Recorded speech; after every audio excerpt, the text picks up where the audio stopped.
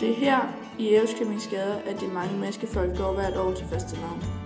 De er klædt ud, vandrer rundt fra hus til hus, drikker punch, øl og vin og har det vældig sjovt. Dokumentaren her handler om Jette, som har gået maske i mere end 30 år. Altså, jeg har ikke gået maske som barn. Jeg kommer fra landet. Men da jeg så flyttede til Ærøskøbing i 1975, så begyndte vi, var der nogen, jeg kendte, der gik fastelavn. Og traditionen er det den der om aftenen, hvor man finder på, hvad man vil være. Og det gør man jo ikke lige den dag. Det gør man jo et stykke tid forvejen, hvor man snakker med nogen. Har du lyst til at gå maske, og vil du gå med mig? Og så mødes vi og finder en god idé.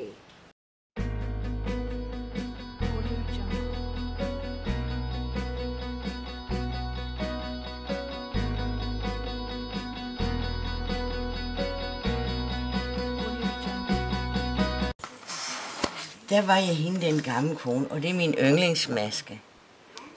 Men den er næsten helt i stykker. Jeg ved ikke, om vi kan få dem mere, men det kan jeg vist godt på nettet. Og så ved jeg ikke, om I kender Anne Iversen. Det er jo mange år siden. Det var en mand, der klædte sig ud som sådan en tyk dame, og så var han også sådan en rytter. Han havde mange forskellige figurer. Og det var et år, hvor jeg slet ikke ville gå. Men så lige pludselig tænkte vi, nej, det kunne vi næsten ikke lade være med. Så vi var oppe i Røde Kors, finde sådan nogle lyserøde bukser, så stoppe benene ud og sådan her. Men det vi laver inde i husene, det er det værste. Og så er det jo så den dag, hvor man skal ud og gå, der har vi tradition for at mødes tidligt, så man kan få tøj til på, og man kan sætte og spise sammen. Og de fleste, tror jeg, går ud i husene omkring kl. 8 om aftenen, men det er nogle gange svært at komme afsted der, fordi man har det også selv så sjovt, at det kan nemt blive heldig. Nogle går mig før. Så var det, at vi kom i tanke, vi kunne være møller. Altså numse.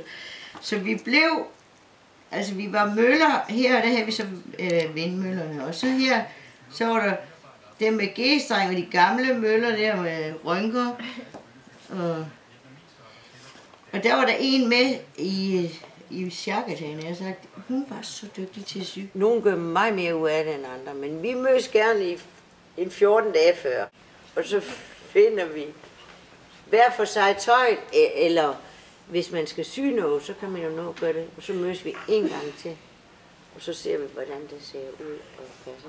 Der er nogen, der er meget hurtige, de finder bare noget, de har en masse i kisten, og det har vi jo også, men hvis man vil sy noget og gøre en hel masse ud af det, så skal vi jo forberede i hvert fald mindst 14 dage før. Jeg må sige, at vi var flere førhen. Altså, vi var flere, der gik. Nu går jeg næsten bare med en.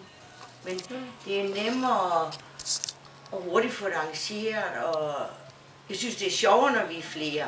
Men det er også det, der er mange, der er rejst, og sådan noget, så prøver man at ringe til mig, om de kommer hjem, men det er ikke altid, det er tid. Man laver en pivestemme, sådan, go out. Og mine hæs, og den bliver aldrig af de der fine, og så bevægelserne. Fordi jo længere jeg kommer ind på aftenen, jo mere sjovt synes jeg, der jo mere bevæger mig. Så der kan de næsten tilkende mig. Men de må ikke sige, at det er mig, men det ved de, når jeg går ud af stuen, tror jeg. Jeg er aldrig det samme. Og vi finder et emne, og sidste år, der var vi avisbud, og der var det, vi fandt ud af, at vi kunne sy vores dragt i aviser. Så der gjorde vi meget ud af det. Men altså, jeg klæder mig aldrig ud som det samme. Det var en udsendelse, der kørte i fjernsynet, hvor der var en, der hele tiden havde sådan en kæmpe mikrofon, og der løb rundt, og hver gang vi blev interviewet, eller hver gang vi fortalte noget, så skulle de løbe efter. Og der tror jeg, vi fandt på, at vi ville gå rundt i husene og sige, der har altid været snak om de færger jo, så sagde vi, nu skulle vi lave vandcykler. Det kunne ikke nytte noget, at de hele tiden blev ved med at snakke om de priser og de færger. Så vi ville lave vandcykler, og vi ville stille en hel masse hernede ved havnen, så folk de kunne bare tage. Og så hende der, hun var så en, eller ham der interview, eller ham der med mikrofonen, og vi fløj jo rundt og fortalte, og Vi skulle bare øve lidt med gymnastik, så vi lavede gymnastik. Men det er nok, fordi vi er altså ret livlige i det, når vi kommer rundt. Vi bliver budt velkommen af dem, der har huset, og der kan risikere at sætte andre masker. Og så snakker vi med dem. Vi bliver budt på en lille drinks, det kan være vin, det kan være øl, men vi tager ikke masken af, så det skal altid være gennem et sugerør. Vi går mest ind til dem, vi kender, men hvis vi kunne nå alle husene, så gjorde vi det. Det kan vi ikke. Der er mange, der har åbent. Og vi prøver også nogle nye, altså ikke kun de samme.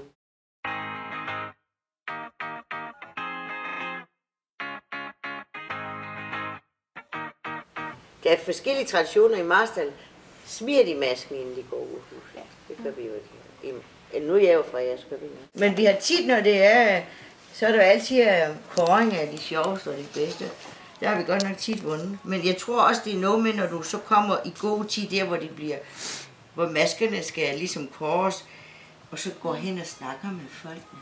Så opdager de dig. Hvis du først kommer lige 5 minutter før, så kan de godt nå at se dig, men du skal også ligesom der var vi mavedanser.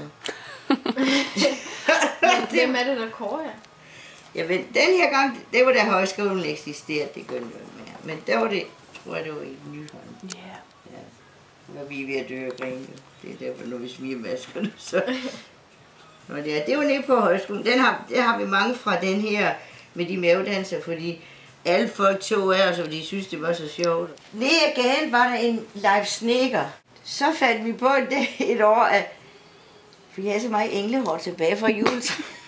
Så tænkte jeg kunne da godt, hvor han havde sådan en flot hvidt skæg. Mit, det var bare lidt for tyndt, synes jeg. Hans, det var så lidt kort. Men så da jeg kom ned til dem, Anna her, konen, hun lever endnu, så kunne han se, at jeg var ham. Så sagde jeg, så skal vi da have et billede af det. Så jeg spillede så ham. Det er for mange år siden. Der var vi prins Joachim, tror jeg, og han var rejst ud. Jeg ved ikke, det var der, hvor han mødte Alexander, men der var noget med en abe. Alexander og Joachim, så havde han hende, og Joachim med deres lille gorilla. De har vist nok en lille gorilla, jeg ved ikke, om de har fået den med hjemme. Det gør det meget lyst. Mest af lyst, men jeg synes også, det er sjovt, at det kan blive ved med at være den tradition. Men så nogen som for eksempel mine børn, der er voksne, de kommer ikke hjem og går. Altså nogle de går så højt op i det, de rejser hjem for at gå fastelavn. Det gør jeg ikke, men altså, nu bor jeg her, og jeg synes, det er rigtig sjovt. Jeg har en god aften nu her. Om jeg så skal på arbejde eller skole næste dag, så gør jeg det. Tror du traditionen er ved at uddø, eller? Jeg tror ikke, det er folk nok herovre. Jo, jeg tror gerne, de vil det. For mine børn, altså jeg tror, vores den ældste, hun kom hjem hver gang, at det var fastelavn. Førhen, da hun gik i skole i Svend. Men jeg tror, traditionen er nok kommet ud fra Søbyegnen, haven og den vej. Og om den er kommet til øen, for jeg ved ikke, gør de det i Sønderjylland, jeg ved det ikke. Men det er i hvert fald hele øen, og så er det forskellige dage. Ja. Så altså, vi har fastelavn, hvor de andre har nogle helligdage, men der klæder de sig også. Men jeg aner ikke, hvorfor det kun er her. Det har jeg ikke sat mig ind i.